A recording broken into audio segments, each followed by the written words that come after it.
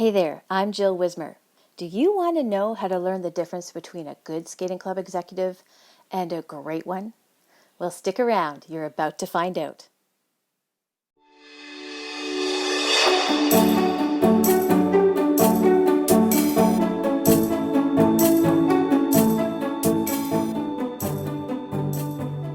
Hi, I'm Jill from JW Coaching and Consulting. Today, I want to talk to you about something that's near and dear to my heart because I love seeing clubs, skating clubs that is, that run really well with great cultures and everybody is, striving and it's positive. So we're going to talk about skating club executives. So a skating club executive sets the tone for the rest of its membership. How the people on the executive treat each other, the skaters, the coaches, and the parents who participate in their club determines the climate and the culture for the entire organization. I've noticed over my years teaching in many different clubs, there are certain things that successful club executives have in common. So I sat down and I started making notes about the clubs that I'd been to that were the most positive or where I'd had the best experience or maybe I learned the most from. And I detailed everything, and then after I had, 5 or 6 pages of notes, I whittled it down. So after compiling my list, I narrowed it down to 10 important traits for any skating club executive to create, grow, and nurture a positive and successful culture. So, number 1, a successful skating club executive listens. Sounds pretty easy, doesn't it? I mean, it shouldn't be that hard to listen. But surprisingly, very few of us do it well. Often as we're listening, we're thinking about how we're going to reply instead of really just absorbing the information and empathizing with the speaker. Successful club executives listen to their membership, even if they don't agree with everything they hear, because, come on, nobody agrees with everything. They're always ready to listen, understand, and empathize. I can't stress that enough. You have to be able to put yourself in the other person's position. To know that your opinion is respected and valued by those at the highest level of any organization is a really powerful thing. I've experienced where I felt that I didn't have a voice and I wasn't listened to, and it's dehumanizing and demeaning, and I would never want to go back there. So when people listen, it fosters goodwill from all the members and encourages them to have more ownership in the direction and success of that organization. So, number 1, they listen. Super important. Moving on.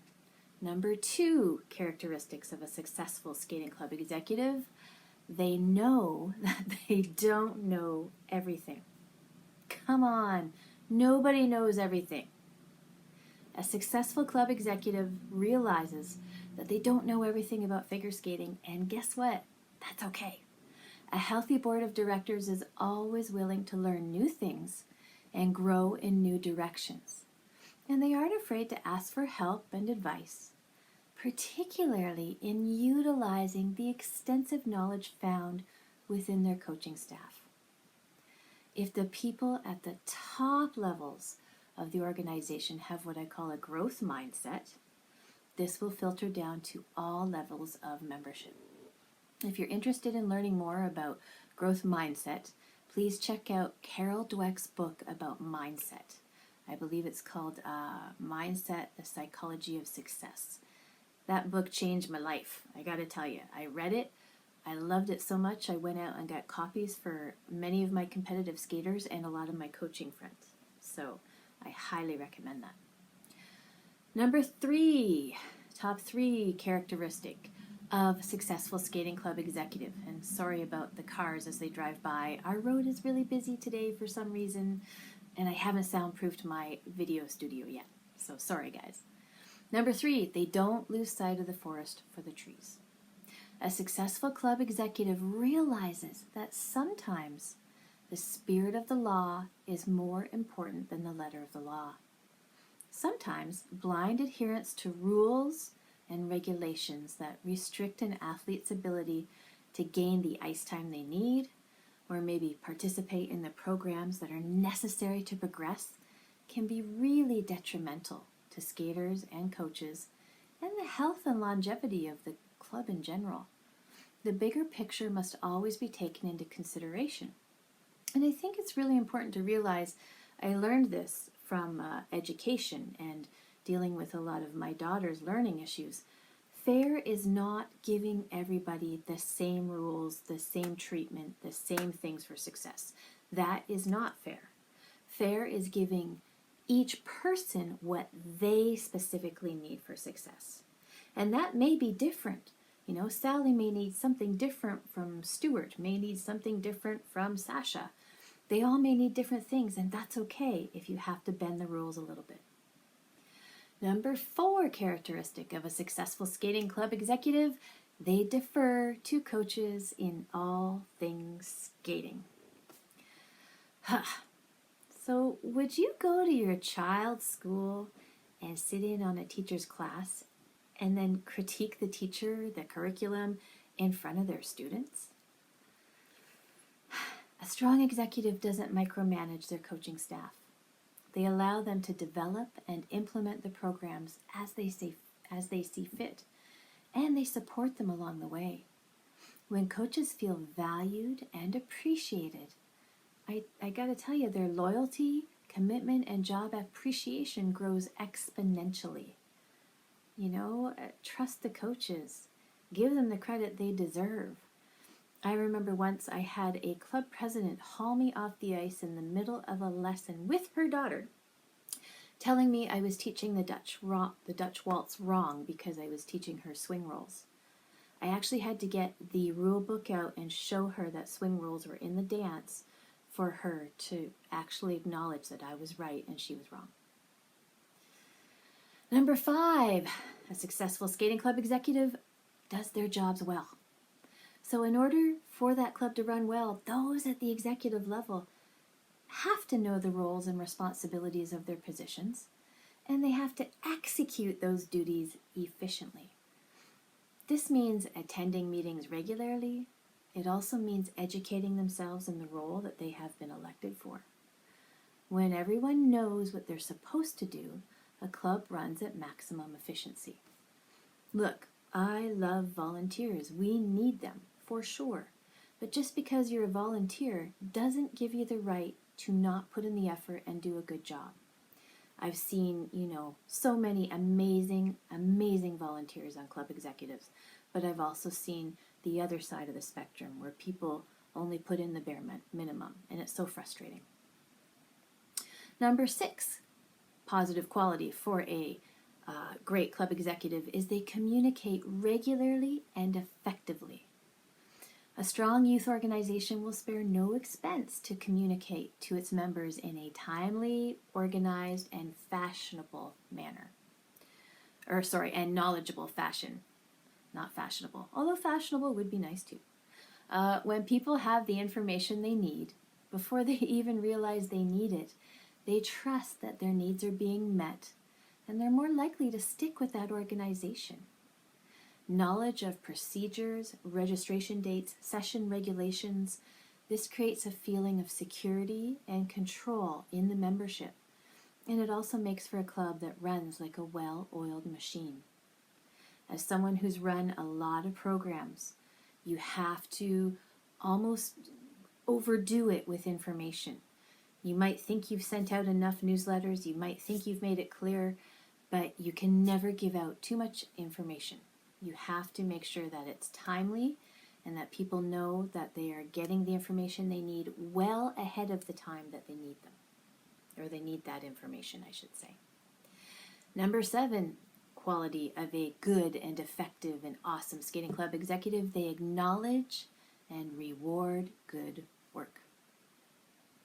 There's nothing worse than feeling like you are not seen, heard, or valued for your efforts and contributions.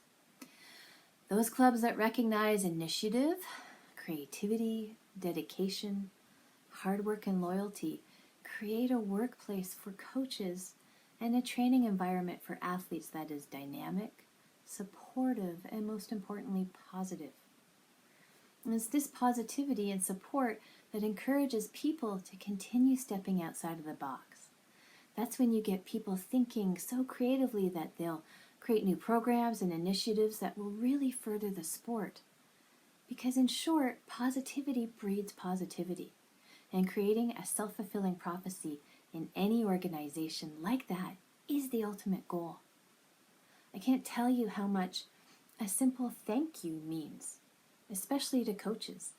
I remember going to a club kind of close to Toronto to coach for a year, and I had been working in another club where every day I went in, I felt like I was being watched and criticized and told that I was no good and worthless and not welcome.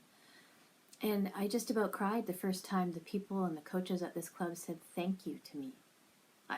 I was floored that they said thank you. One kind word. That's all it took.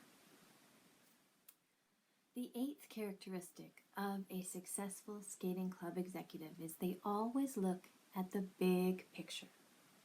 Look, you can call it vision, you can call it a mission statement. Whatever you call it, it matters. A successful board of directors of any skating club will spend some time creating a shared vision for its members. And they revisit this vision on a regular basis. I mean, it's not enough to spend that time, even though that's great. You need to do that. You need to sit down and say, okay, are we just following the mandate of our umbrella organization, or are we creating something different, or are we going farther with our vision? How are we going to measure our goals and that we've achieved them? Are we going to have assessment days for ourselves as an organization? Are there milestones that we want to meet? Right? You've got to put that time in. But once you do, once you get that vision, once you get that plan, and you get, kind of the mission statement, you got to check in with that. And you've got to communicate that vision, that long-term plan to the membership often and consistently. Every decision that you then make, once you have this philosophy and this statement and this long-term plan and vision, you have to compare every decision with the goals and the philosophy of the club's vision. And every decision must benefit as many people as possible.